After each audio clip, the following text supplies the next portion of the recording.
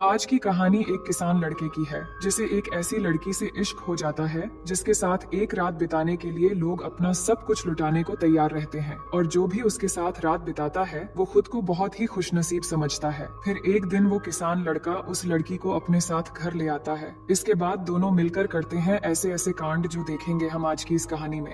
Hello दोस्तों, मेरा नाम है इशिता और कहानी की शुरुआत साल 1850 में कैलिफोर्निया के रॉकीज नाम के एक छोटे से शहर से शुरू होती है। यहाँ एंजल नाम की एक बेहद खूबसूरत लड़की रहती है, लेकिन वो एक ऐसी लड़की है जिसके साथ रात बिताने के लिए लोगों को लॉटरी के जरिए चुना जाता है। जिसका नंबर निकलता है वो खुद को बहुत खुशनसीब समझता है। अब यहाँ पर एंजल को देखते हैं जो मजबूर और लाचार नजर आती है। उसे अपने बचपन के दिन याद आते हैं जहाँ वो अपनी माँ नीना के साथ रहती थी और उस दिन वो बहुत खुश थी क्योंकि उसके पिता एलेक्स उससे पहली बार मिलने आने वाले थे। पर जब एलेक्स आता है तो वो अपनी बेटी से सही से बात भी नहीं करता और उसे कमरे से बाहर जाने को कहता है और नीना से कहता है, तुम मेरे घर में सिर्फ रहती हो लेकिन मैंने तुमसे शादी नहीं की और ना ही करूंगा। मैंने कहा था ये बच्चा मुझे नहीं चाहिए क्योंकि ये नाजायज बच्चा है। ये सुनकर नीना गुस्से में भड़क उठती है जिससे एलेक्स भी गुस्से में आकर उसे बहुत मारता है और फिर वहाँ से चला जाता है। पर ये सब एंजल ने बाहर से सुन लिया था और अपने पिता का ये रूप देखकर वो रोने लगती है। फिर उसकी माँ बाहर आकर उसे समझाती है कि इसमें तुम्हारी कोई गलती नहीं है, मैं इस दुनिया में सबसे ज्यादा प्यार तुमसे करती हूँ। अब कुछ दिन बाद नीना को एलेक्स से एक खत मिलता है जिसमें लिखा होता है कि उसने उनके लिए सभी रास्ते बंद कर दिए हैं, उसने घर भी बेच दिया है और उनसे कभी ना मिलने का फैसला कर लिया है। इसके बाद नीना अपनी बेटी को लेकर घर छोड़ देती है और अपना गुजारा करने के लिए अपने सारे गहने बेचने के लिए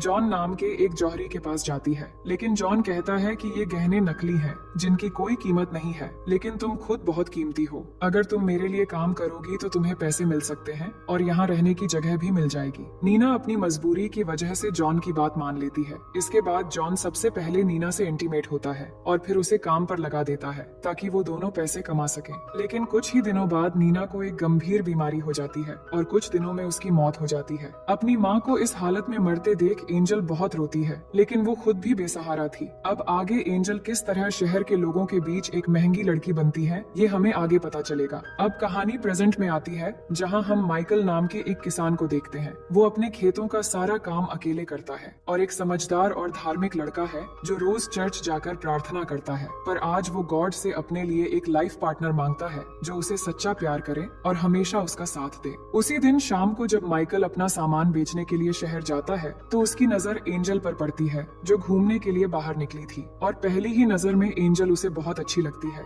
माइकल अपने दोस्त से एंजल के बारे में पूछता है तो वो बताता है कि एंजल इस शहर के एक पैलेस में रहती है और वो यहाँ की सबसे खूबसूरत और महंगी लड़की है जिसके साथ रात बिताने के लिए लोगों की लाइन लगी रहती है। ये सुनकर माइकल को अजीब लगता है, लेकिन वो सोचता है कि चाहे उसका बैकग्राउंड कुछ भी हो, एक बार उससे जरूर मिलना होगा। अब शाम को जब एंजल की एक शिफ्ट खत्म होती है तो वहाँ की बॉस डचेस का एक बॉडीगार्ड आता है जो हर शिफ्ट के बाद कमाई लेने आता है, लेकिन उसे कमाई कम लगती है इसलिए वो एंजल से बदतमीजी से पूछता है, तुमने और सोना कहाँ छुपाया है? एंजल भी गुस्से में आकर उसे गालियाँ देती है, जिसके बाद वो उसे पीटना शुरू कर देता है और उसे बाथटब में डुबोने लगता है। तभी डचेस वहाँ आकर उसे रोकती है और बॉडीगार्ड से कहती है, अगर एंजल को एक खरोंच भी आई तो नीचे खड़े लोग तुम्हें नहीं छोड़ेंगे। अब गुस्सा छोड़ो और जल्दी उसे दूसरे शिफ्ट के लिए तैयार करो। थोड़ी देर बाद एंजल फिर से अपने काम के लिए तैयार होती है और इस बार माइकल उससे मिलने आता है। एंजल उससे पूछती है, मैं तुम्हें कैसे खुश कर सकती हूँ? तो वो कहता है, मैं तुमसे सिर्फ बात करने आया हूँ, मैं दूसरों की तरह नहीं बल्कि एक किसान हूँ और अपने फार्म पर काम करता हूँ। फिर वो एंजल को शादी का प्रपोजल करता है, लेकिन एंजल ये सुनकर हंस पड़ती है और कहती है, ये इस हफ्ते का 5वां प्रपोजल है। मेरे पास ऐसे कई लोग आते हैं जो मीठी मीठी बातें करते हैं। अब माइकल का समय खत्म हो जाता है और एंजल उसे रूम से बाहर निकाल देती है, लेकिन अगले दिन माइकल 2 गुना पैसे देकर एंजल से फिर मिलने आता है। वो एंजल से कहता है, मुझे पहली नजर में ही तुमसे प्यार हो गया था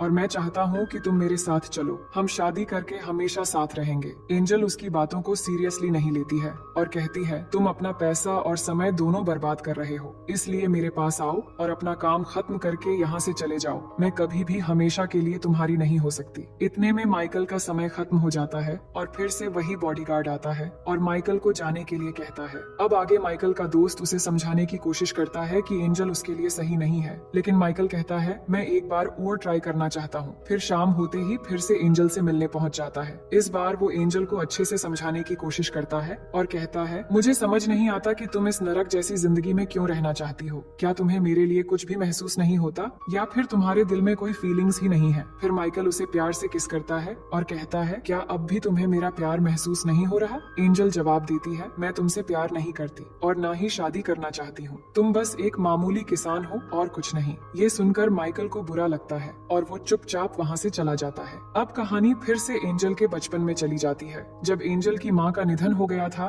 तब जॉन नाम का वो जौहरी एंजल को एक दूसरे शहर में ले गया था। वो उसे बेचने के लिए लाया था, लेकिन वहाँ काम करने वाली सैली नाम की एक लड़की जॉन से रिक्वेस्ट करती है कि इस लड़की को कहीं और ले जाओ, ये जगह उसके लिए सही नहीं है। लेकिन जॉन नहीं मानता और एंजल को बॉस के कमरे में ले जाता है। थोड़ी देर बाद यहाँ का बॉस ड्यूक आता है। फिर जॉन कहता है, इस लड़की को ले लो और मुझे मेरा पैसा दे दो। लेकिन ड्यूक के इशारे पर उसके आदमी जॉन को मार देता है। ये देखकर एंजल डर जाती है, लेकिन ड्यूक कहता है, अब से तुम मेरे लिए काम करोगी। और इस तरह वो एंजल को डरा धमका कर वहाँ रख लेता है। कुछ सालों में जब एंजल बड़ी हो जाती है, तो ड्यूक उसे इस काम में लगा देता है। एंजल के दिल से अब डर नाम की चीज खत्म हो चुकी थी और उसे विश्वास हो गया था कि दुनिया के सारे मर्द एक जैसे होते हैं। लेकिन फिर भी वो मजबूर थी। अब एक दिन वहाँ पर एलेक्स आता है, पर वो नहीं जानता था एंजल उसकी बेटी है। फिर जब एंजल को लेकर कमरे में जाता है, तो वो उसे अपनी सच्चाई बताती है, जिससे एलेक्स को एहसास होता है कि उसी की वजह से उसकी बेटी की जिंदगी बर्बाद हो गई है। इसलिए वो खुद को दोषी मानते हुए आत्महत्या कर लेता है। इसी बीच सैली एंजल को कुछ पैसे देकर वहाँ से भागने में मदद करती है। जब ड्यूक को ये पता चलता है, तो वो गुस्से में सैली की हत्या करवा देता है। एंजल को एक शिप पर बैठते हुए दिखाया जाता है, जिससे वो शहर से दूर जा रही होती है। शिप में कुछ और लड़कियां भी होती हैं जो उससे बातें करती हैं। लेकिन जब एंजल दूसरी शहर रॉकीज में पहुंचती है, तो वो लड़कियां उसे पीट कर बेहोश कर देती हैं और उसके पैसे चुरा लेती हैं। इसके बाद डचेस नाम की एक औरत ने उसे बचाया और अपने पैलेस में लाकर उसे धंधे पर लगा दिया था। अब कहानी प्रेजेंट में आती है, जहाँ एंजल की तबीयत खराब हो जाती है। उसकी दोस्त के पूछने पर वो जवाब देती है कि वो माइकल के बारे में सोचते सोचते कमजोर हो गई है। अब उसने तय कर लिया है कि वो ये काम छोड़ देगी। उसने अपने सारे पैसे डचेस के पास सेफ रखे हुए थे, इसलिए वो डचेस से अपने पैसे मांगने जाती है। लेकिन डचेस कहती है, यहाँ से जाने के बाद तुम क्या करोगी? मैं तुम्हें यहाँ अच्छा खाना, कपड़े और रहने की जगह देती हूँ, बाहर तुम्हें क्या मिलेगा? लेकिन एंजल ने अपना मन बना लिया था। वो कहती है, मेरे पैसे मुझे दे दो। इस पर डचेस गुस्से में आ जाती है और कहती है, मैं तुम्हें कुछ भी नहीं दूंगी। एंजल को भी गुस्सा आ जाता है और वो डचेस पर चिल्लाने लगती है। इसके बाद डचेस अपने आदमी को बुलाती है और कहती है, एंजल को सबक सिखाओ। जिसके बाद वो आदमी एंजल को ले जाकर बहुत मारता है। उसी रात माइकल को सपना आता है कि एंजल के साथ कुछ बुरा हो रहा है।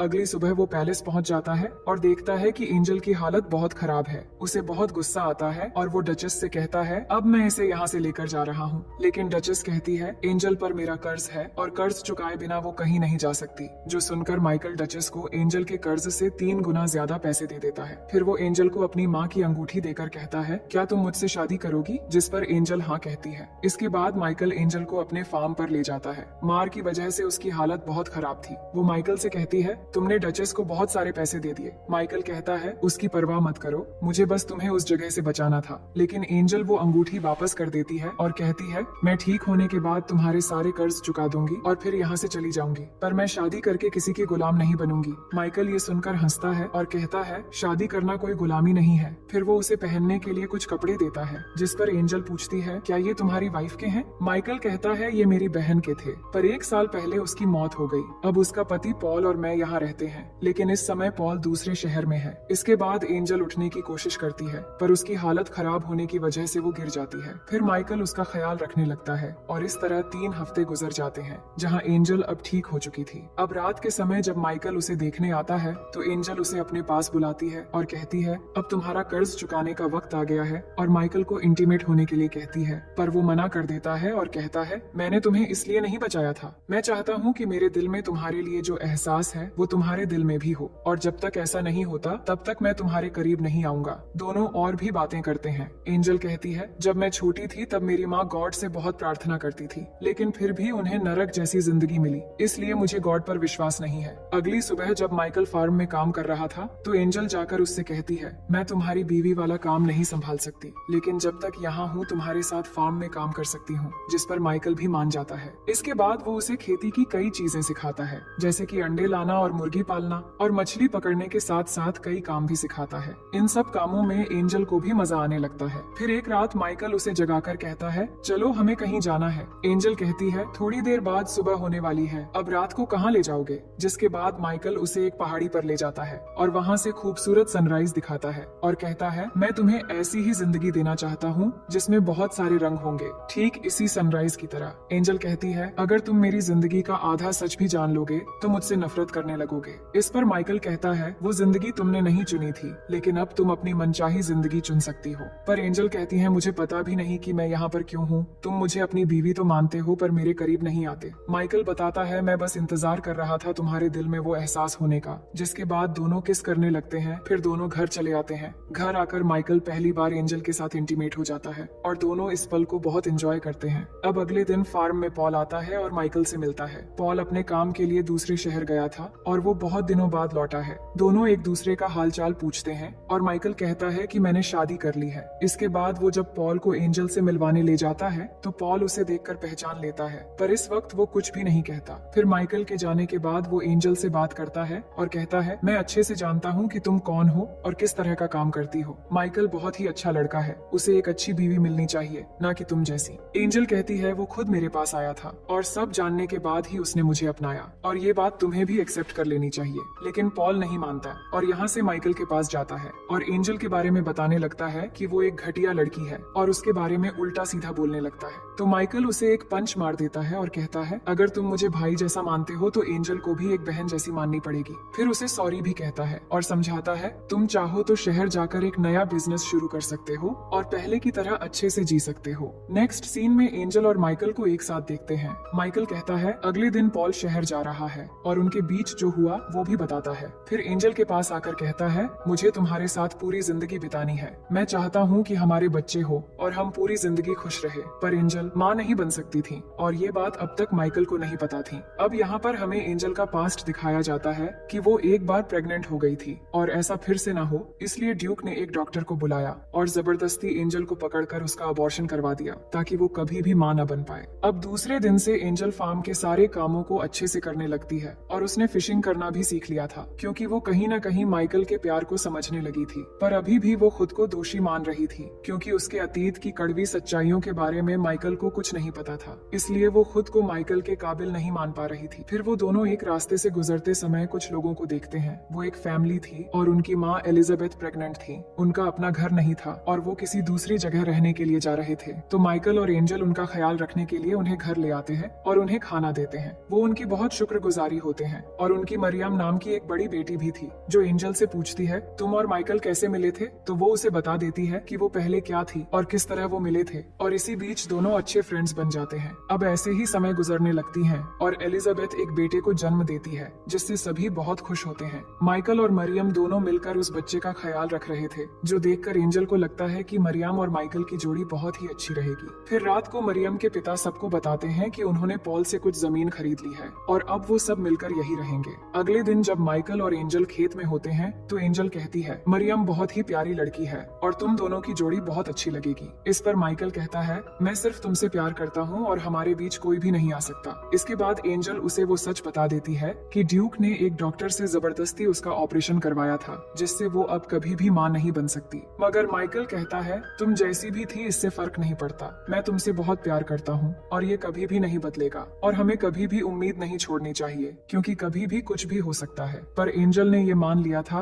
कि ऐसा कुछ भी नहीं होगा, ना वो कभी माँ बन सकती है और ना ही माइकल की एक अच्छी बीवी। उसके बाद हम दोनों को डिनर करते हुए देखते हैं जहाँ एंजल कहती है कि मुझे उस जगह ले चलो जहाँ पर हमने सनराइज देखा था। फिर दोनों वहाँ जाकर सनसेट देखते हैं और उस पल को यादगार बनाने के लिए दोनों वहीं पर इंटीमेट हो जाते हैं। फिर अगली सुबह एंजल मरियम के लिए एक लेटर लिखती है और उसमें माइकल की अंगूठी रखकर सबके जागने से पहले एक आदमी के साथ शहर चली जाती है। इसके बाद मरियम को वो लेटर मिलती है जिसमें लिखा होता है कि माइकल और मरियम की एक खूबसूरत जोड़ी बन सकती है और वो हमेशा खुश रहेंगे। फिर मरियम वो लेटर माइकल को दिखाती है और कहती है, तुम्हें जाकर उसे रोकना चाहिए। पर माइकल कहता है, मैंने उसके लिए सब कुछ किया और उसे अपने प्यार का एहसास भी दिलाया। अब ये उसकी जिंदगी है और वापस आने का फैसला भी उसी को करना होगा। वही एंजल शहर के एक होटल में पहुंचती है और होटल ओनर से कहती है, अगर आपको किसी कुक की जरूरत है तो मैं वो काम कर सकती हूँ, पर मुझे यहाँ रहने के लिए जगह भी चाहिए। ये सुनकर होटल ओनर मान जाता है। अब एंजल वहाँ काम पर लग जाती है, पर उसी दिन ही ड्यूक का एक आदमी उसे वहाँ काम करते हुए देख लेता है। उसी रात को होटल में आग लग जाती है और सब कुछ जल जाता है। अगले दिन एंजल जले हुए सामानों को समेट रही थी, तभी उसके सामने ड्यूक आता है। ड्यूक वही आदमी है जिसने एंजल को बचपन में जॉन को मारकर अपने कब्जे में किया था था। अब उसने इस शहर में आकर अपना वही धंधा शुरू किया है जिसके बारे में एंजल नहीं जानती थी। वो एंजल को अपने साथ चलने के लिए कहता है, पर वो कहती है कि तुम मुझसे जबरदस्ती नहीं कर सकते। इसके बाद ड्यूक बताता है, कल रात होटल में मैंने ही आग लगवाई थी। अब अगर तुम नहीं मानती तो मैं इस होटल ओनर को भी मरवा दूंगा। इसके बाद एंजल ना चाहते हुए भी उसके साथ चली जाती है, लेकिन वहाँ जाकर देखती है कि ड्यूक के पास दो छोटी छोटी लड़कियां हैं जिनके साथ वो उसी की तरह जबरदस्ती काम करवाता है। ये देखकर एंजल कहती है कि तुम बड़ी लड़कियों को हैंडल नहीं कर सकते, इसलिए छोटी बच्चियों को लाकर उन पर जुल्म करते हो। ड्यूक उसे धमकाते हुए कहता है, अगर तुम मेरे खिलाफ गई या भागने की कोशिश की तो मैं तुम्हें मार डालूंगा। अब जल्दी से तैयार हो जाओ, मुझे तुम्हें सबके सामने ले जाकर दिखाना है। इसके बाद वो एंजल को स्टेज में ले जाकर सबको दिखाना चाहता था, पर इसी बीच एंजल पहली बार गॉड से प्रे करती है कि अगर आप सच में हो तो उन छोटी बच्चियों के लिए ही सही मेरी मदद करो और मुझे सच बोलने की शक्ति दो। इसके बाद ड्यूक उसे सबके सामने स्टेज पर ले जाता है, लेकिन वो स्टेज में खड़ी होकर सब लोगों को बता देती है कि किस तरीके से ड्यूक छोटी लड़कियों के साथ जुल्म करता है और अपनी कहानी भी बता देती है। ये सुनकर ड्यूक सबको बताता है कि ये झूठ बोल रही है और स्टेज से एंजल को जबरदस्ती एक कमरे में ले जाता है और वहाँ उसे मार देने ही वाला होता है। तभी ड्यूक का एक आदमी आकर उसे गिरा देता है, क्योंकि वो आदमी ड्यूक के क्रूर तरीके से तंग आ चुका था। इसलिए वो एंजल को भागने के लिए कहता है। अब एंजल जल्दी से उन दोनों बच्चियों के कमरे में जाकर उन्हें बचाकर बाहर भागने लगती है। ये देखकर सभी लोग समझ जाते हैं कि ड्यूक तो सच में एक बेरहम है जो छोटी बच्चियों के साथ जुल्म करता है। जिसके बाद सभी लोग भड़क जाते हैं और ड्यूक को मारने के लिए बढ़ने लगते हैं। ड्यूक भाग रहा होता है, लेकिन सभी लोग उसे चारों तरफ से घेर लेते हैं और उसे पकड़कर फांसी देकर मार डालते हैं। अब आगे इस घटना के 3 साल बाद के समय दिखाया जाता है, जहाँ पर हम पॉल को एक दूसरे शहर में देखते हैं। यहाँ पर अचानक वो एंजल को देखता है, फिर उसका पीछा करते हुए एक बड़े स्कूल में पहुँच जाता है। अंदर जाकर इंक्वायरी करता है तो एंजल उसे मिल जाती है। इसके बाद वो एंजल से पूछता है कि ये सब क्या है और तुम यहाँ पर क्या कर रही हो। एंजल बताती है कि ये एक स्कूल है जहाँ मेरी तरह जो लड़कियाँ नई शुरुआत करना चाहती हैं, उन्हें यहाँ शिक्षा दी जाती है। ये सुनकर पॉल को बहुत अच्छा लगता है। फिर वो माइकल और मरियम के बारे में पूछती है, जिस पर पॉल कहता है कि मरियम अब मेरी वाइफ है और अब वो माँ बनने वाली है। तुमने सोचा था कि वो दोनों एक हो जाएंगे, लेकिन माइकल ने हमेशा मरियम को अपनी बहन की तरह माना और वो अब भी तुम्हारा इंतजार कर रहा है और अभी भी तुमसे बहुत प्यार करता है। ये सुनकर एंजल बहुत दुखी हो जाती है, क्योंकि वो चाहती थी कि माइकल एक नेक लड़की के साथ अपनी जिंदगी बिताए। इसके बाद पॉल उसे वापस चलने के लिए रिक्वेस्ट करता है और कहता है, मैं 4 बजे यहाँ से जाने वाला हूँ, तुम चाहो तो मेरे साथ चल सकती हो। दूसरी तरफ हम माइकल को देखते हैं जो अपने खेतों में काम कर रहा होता है। तभी वो एंजल को देखता है कि वो वापस आ गई है। एंजल उसके पास आती है और अपना असली नाम बताती है कि मेरा नाम सारा है, जो मैंने आज तक किसी को भी नहीं बताया। मैं सिर्फ ये कहने आई हूँ कि मैं तुमसे बहुत प्यार करती हूँ और मैंने जो भी तुम्हारे साथ किया उसके लिए मुझे माफ कर देना। मेरी वजह से तुम्हें बहुत तकलीफ हुई है। माइकल कहता है, इन्हीं तकलीफों की वजह से हमें ये खूबसूरत पल मिला है और अब हम एक साथ हैं। फिर वो अपनी माँ की रिंग, जो अब तक उसने संभाल के रखा था, वो एंजल को दे देता है और अपनी जिंदगी में उसे वेलकम करता है। इसके बाद दोनों बहुत खुश होते हैं और एक दूसरे को किस करने लगते हैं। इसके बाद हमें कुछ सालों बाद का सीन दिखाया जाता है, जहाँ माइकल फिशिंग कर रहा था। तभी वहाँ एंजल आती है और हम देखते हैं कि एंजल प्रेग्नेंट है और उनका एक छोटा सा बेटा भी है, यानी कि एंजल अब ठीक हो गई है। और इसी के साथ कहानी यहीं पर खत्म हो जाती है।